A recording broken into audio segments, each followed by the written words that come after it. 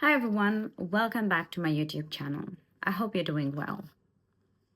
And thank you so much for following me here, for your likes, for your support, and for the conversations. Today I want to talk about the iPhone 16e.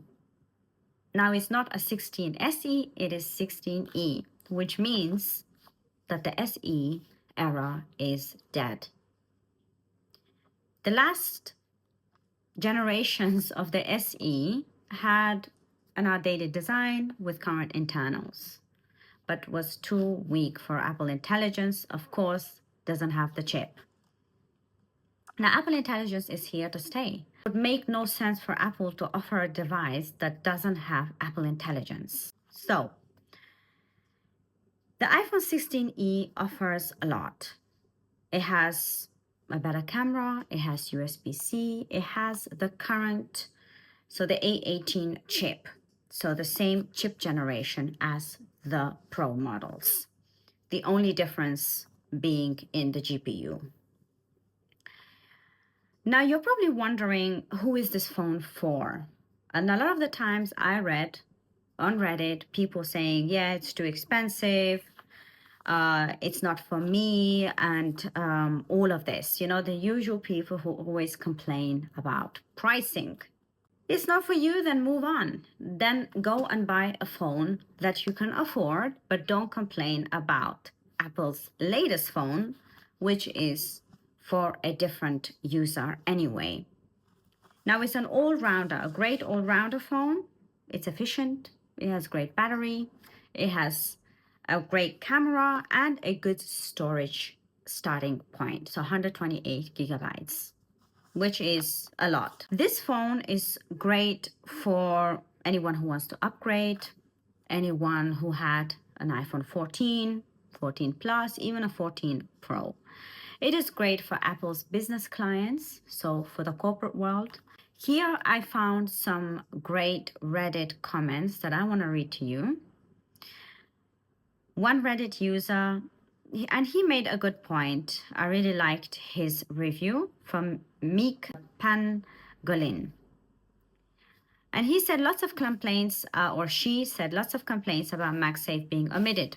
I agree it's a strange move, yet to be fair, how many people buying the entry iPhone are likely to be buying MagSafe accessories? Point one. The second part was, I think this was one of Apple's best moves in recent iPhone strategy, and I'm here for it. My wife and mom will love the new iPhone 16es for the next 4 years or more with no complaints. It has nearly every important daily usable feature of my 15 Pro and then some. He has a phone for his wife, for his mom. For example, me, I use ProRes. I have the bigger phone. I wanted a bigger phone, and this is why I have the Pro Max. But if it wasn't for these two aspects, guess what? I would seriously consider the 16e. Do I use MagSafe? I do use MagSafe because I'm filming a lot. I have MagSafe accessories. If you don't use MagSafe accessories, then don't bring up this point. You know, it's nice to criticize, but if you're not going to be using a feature, don't complain. I remember the time when people were complaining that Apple doesn't produce the mini phones anymore. And then when Apple brought out the mini, guess what? The sales weren't that good. So sometimes you don't listen to feedback from the general public. You do what you gotta do. Sometimes people don't know what they want until they see it. And this is Apple's first iPhone with its own 5G modem. And I'm excited about how Apple is going to develop in this section. So when you think about it, it's a great all-rounder. It's not about having the cheapest phone. If you want a cheap phone, you know what? Just go to your nearest store and get a button phone or a cheap Android.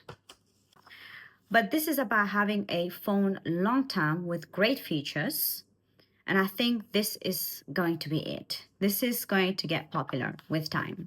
There's another comment that I read on Reddit. And the reason why I'm mentioning comments from Reddit is because often you find the criticism on these sites.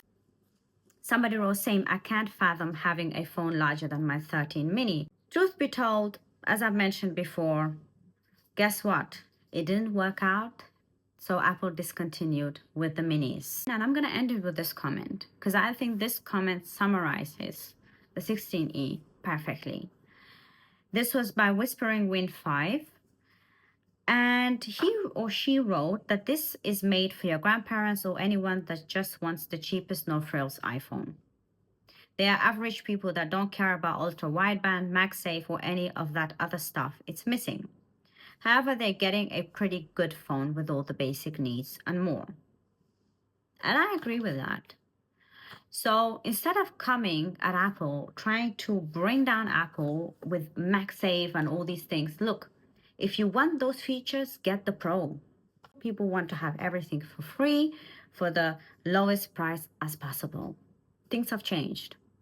If you can't afford it, don't think about it. You know, this is how I am. When I cannot afford something, I'm not going to criticize it just because it's something I can't afford. So I'm curious to hear about your viewpoint. Keep it, please, professional in the comment section. If you're grading, if it makes sense for you, and what phone are you using? I'm looking forward to hearing from you. And on that note, I wish you a lovely day. Take care.